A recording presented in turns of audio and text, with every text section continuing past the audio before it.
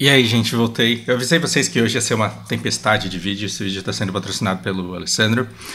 E. É, Jô Soares. Hoje, muita gente está falando sobre esse cara porque vai dar um engajamento da porra. Então, homenagens sinceras e outras nem tanto acontecendo em tudo que é lugar da internet. E eu quero contar um pouco da minha história para vocês. Afinal de contas, fiz um pouco disso no vídeo anterior. No começo da década de 2000, eu fui um jovem bastante solitário no Japão. Trabalhava muito, tinha pouco contato com outras pessoas, tinha poucos laços que ainda me mantinham presentes no Brasil. E no começo dos anos 2000, a gente estava nos primórdios da internet. No começo dos anos 2000 não existia Facebook, o Orkut estava muito longe de ser criado, as pessoas acessavam a internet discada. No Japão estava começando o ADSL, que era uma linha telefônica exclusiva que te deixava conectado 24 horas e que era o UAU, supimpa, porque você conseguia baixar uma música do Napster em menos de 15 minutos. Perguntei pro seu avô o que é Napster. Na época a gente tinha salas de chat no mundo inteiro, a gente tinha um messenger sensacional que foi o Odigo. Merece um vídeo só sobre ele. A gente tinha ICQ ainda, as pessoas usavam ICQ e a gente usava a primeira versão do MSN Messenger, que perdia muito em qualidade ainda para ICQ, porque ICQ tinha aquela parada do chat. A gente está falando de uma internet muito primitiva, em que as pessoas não tinham o YouTube para ficar fazendo vídeos de opinião e trocando conhecimento livremente. Os grandes portais da época eram Yahoo, AOL. No Brasil a gente tinha o UOL e tinha o Terra e mais alguns poucos. Nessa época da minha vida eu estava lendo inglês, assistindo coisas em inglês, aprendendo japonês para tentar começar a absorver alguma coisa. A leitura em japonês era impossível para mim no começo da década de 2000. E aí tinha algumas lojas brasileiras na região onde eu morava. E pior do que loja brasileira que você tinha que pedalar muito ou dirigir muito para chegar, passavam os caminhões com um cara que gritava sem produtos brasileiros. E aí o caminhão parava num lugar combinado ali, autorizado pela prefeitura. As pessoas entravam no baú do caminhão e lá elas podiam comprar sazon, arisco, podiam comprar molho de tomate brasileiro, alguns temperos brasileiros, refrigerante brasileiro, tinha carne seca. E aí, na época, eles tinham fitas cassete. Então, um cara tinha TV a cabo, ele gravava fitas cassete e ficava reproduzindo em vários outros copiadores de VHS. E chegava para mim com 2 semanas de atraso, ou às vezes, quando o cara era muito moderno, que ele conseguia captar direto do Japão, com 1 semana de atraso, uma fita com um programa. E às vezes a fita de 2 horas tinha, sei lá, Domingão do Faustão, tinha Simpsons, algum programa que era famoso e conhecido, e eu entrava nesse caminhão pelo menos 2 vezes por mês, e eu alugava as fitas do Jô Soares. Então, assim, o programa do Jô, ele foi meio que parte do meu dia a dia durante bom tempo do início da década de 2000, quando a gente ainda não tinha TV a cabo brasileira tão acessível assim, e não tinha internet com tanta programação abundante como o mundo se tornou pouco depois. Por volta de 2005, eu sei que... Eu não sei o que eu estava fazendo na minha vida, mas eu sei que eu já não alugava mais essas fitas. Mas às vezes eu assistia muito programas dele disponíveis na internet. À medida que o YouTube ele começou a evoluir, a dar uma melhorada. Quando eu voltei para o Brasil, nessa de ficar jogando HOTS e ficar jogando BDO, eu voltei a assistir programas do Jô Soares quando eu estava buscando algumas personalidades e algumas entrevistas E por que que esse cara ele foi importante na minha vida? Primeiro, ele desmistificou muitas celebridades, ele me fez perceber muitas coisas a respeito de muitas pessoas que a gente está acostumado a ver como personagem, a gente está acostumado a acompanhar a carreira da pessoa, e depois, quando você coloca no X1 ali, em que a pessoa precisa dizer quem ela é, o que ela sente, o que ela pensa a respeito de determinados assuntos, mesmo que a entrevista ela seja cantada, você consegue pegar muito das coisas não ditas, das entrelinhas, e consegue aprender muito sobre as pessoas. Até hoje eu lembro de entrevistas marcantes, Bruno Lombardi, Débora Blando, e inúmeras outras que assim eu poderia ficar mencionando aqui durante um bom tempo, mas o Jô Soares ele me deu a oportunidade de conhecer várias pessoas e entender muito sobre a natureza humana. Eu fui um adolescente, até pelo meu histórico de vida, extremamente tímido. E é por isso que eu olho com certo desprezo para toda essa mídia japonesa, porque ela fala sobre uma coisa que conversa com o meu histórico e que eu consegui superar e que hoje eu vejo que é muito pequena. Então eu não acho graça, porque geralmente quem acha muita graça nisso é quem vive uma situação semelhante e ainda tem alguma coisa mal resolvida em relação àquilo.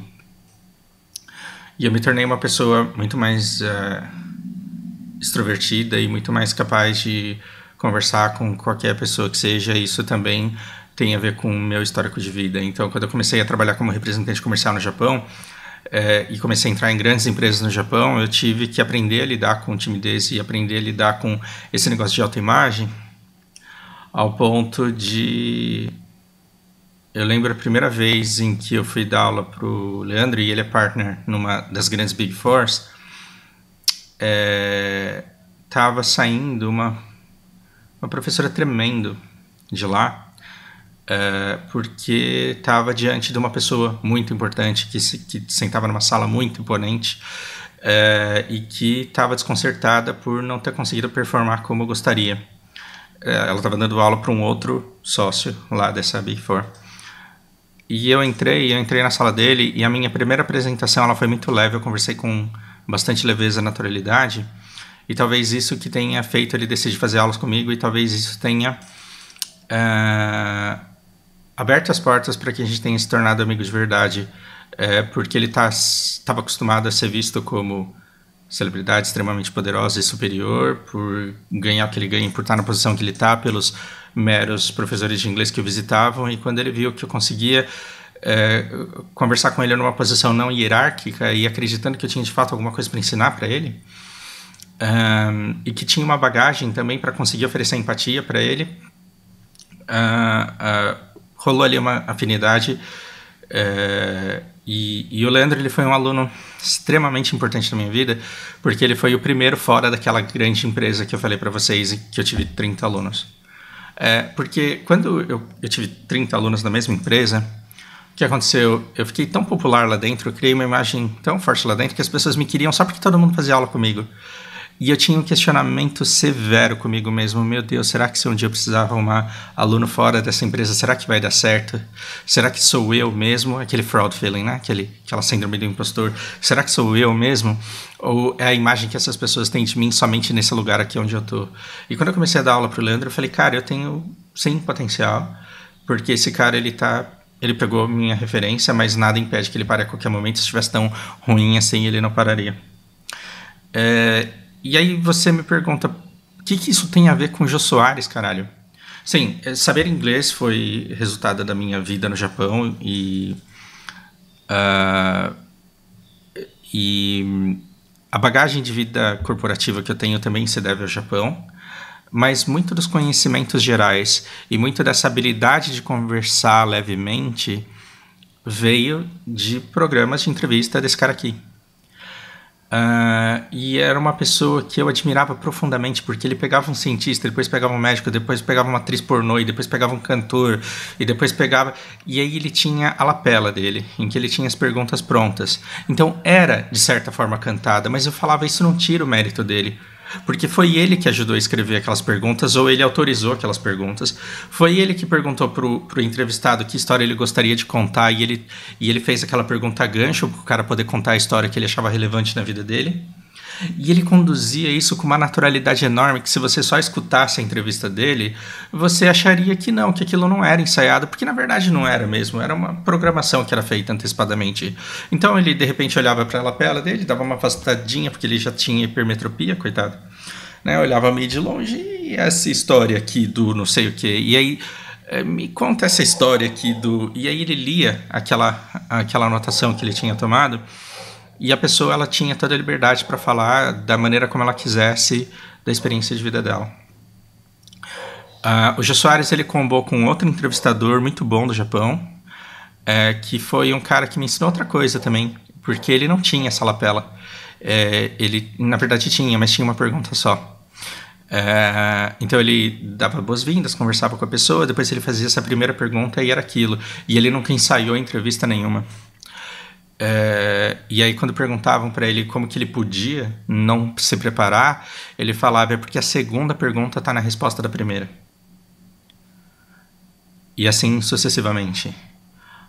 E durante um tempo eu falei assim, cara, esse japonês é muito mais foda do que o Jô Soares. E na verdade não, porque eram técnicas distintas que os dois tinham de conseguir deixar a pessoa à vontade para falar o que ela quisesse.